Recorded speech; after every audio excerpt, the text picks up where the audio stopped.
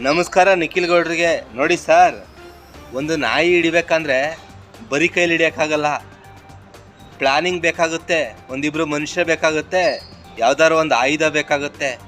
ಒಂದು ಸಿಂಹ ಹಿಡಿಬೇಕಂದ್ರೆ ಬರೀ ಕೈಲಿ ಹಿಡಿಯೋಕ್ಕಾಗಲ್ಲ, ಪ್ಲಾನಿಂಗ್ ಬೇಕಾಗುತ್ತೆ, ಒಂದು 5-6 ಜನ ಮನುಷ್ಯರು ಬೇಕಾಗುತ್ತೆ. ಅದೇ ರೀತಿ ಒಂದು ಆನೆ ಹಿಡಿಬೇಕಂದ್ರೆ ಪ್ಲಾನಿಂಗ್ ಬೇಕಾಗುತ್ತೆ, 10-6 ಜನ ಮನುಷ್ಯರು ಬೇಕಾಗುತ್ತೆ.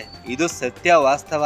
ಅದೇ ರೀತಿ ಈ ಟೊಮೆಟೊ ಬೆಳಿಬೇಕು ಅಂದರೆ ಸುಮ್ಮನೆ ಬೆಳೆಯೋಕ್ಕಾಗಲ್ಲ, ಪ್ಲ್ಯಾನಿಂಗ್ ಬೇಕಾಗುತ್ತೆ. 2 ದಿವ್ಸಕ್ಕೆ 3 ದಿವ್ಸಕ್ಕೆ ಔಷಧಿ ಹೊಡಿಬೇಕಾಗುತ್ತೆ, ಗೊಬ್ಬರ ಕೊಡಬೇಕಾಗುತ್ತೆ, ಸಮಯಕ್ಕೆ ತಕ್ಕನಾಗ ಆ ರೀತಿ ಪ್ಲ್ಯಾನಿಂಗ್ ಬೇಕಾಗುತ್ತೆ. ಉದಾಹರಣೆ ಹೇಳ್ಬೇಕಂದ್ರೆ ನರೇಂದ್ರ ಮೋದಿ ಆಗಲಿ, ದೇವೇಗೌಡರಾಗಲಿ, ಯಡಿಯೂರಪ್ಪ ಆಗಲಿ, ಸಿದ್ದರಾಮಯ್ಯ ಆಗಲಿ, ನಾನಾಗಲಿ, ನೀವಾಗಲಿ ಹುಟ್ಟಬೇಕಾದ್ರೆ ಎಲ್ಲರೂ ಒಂದೇ.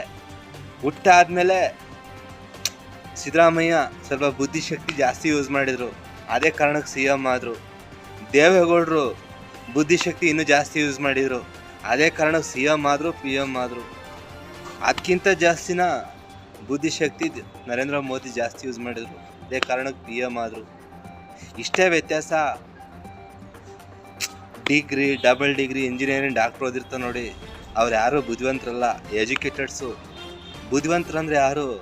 10 ರೂಪಾಯಿ ಟೊಮೆಟೊ ತಗೊಂಡು ಕೊಳ್ತೋಗಿದ್ರು 6 ನಿಜ ಹೇಳಿ 4 ಸುಳ್ಳು ಹೇಳಿ 40 ರೂಪಾಯಿ ಮಾರ್ಬತ್ತಾನೆ, ಅವನು ಬುದ್ಧಿವಂತ. ಆ ರೀತಿ ವ್ಯಕ್ತಿಗಳ ಅಕ್ಕಪಕ್ಕ ಇದ್ದರೆ ಗೆಲುವು ಈಸಿಯಾಗಿ ಸಿಗುತ್ತೆ.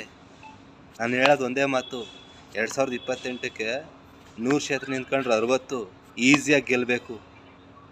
JDS ಅಲ್ಲಿ ಬುದ್ಧಿವಂತರು ಆಕ್ಟಿವೇಟ್ ಮಾಡಿ ಅಷ್ಟೇ. ನಾನು ಹೇಳೋದು ಒಂದೇ ಮಾತು, 2028ಕ್ಕೆ ನೀವು CM ಆಗಬೇಕು, ಅಷ್ಟೇ.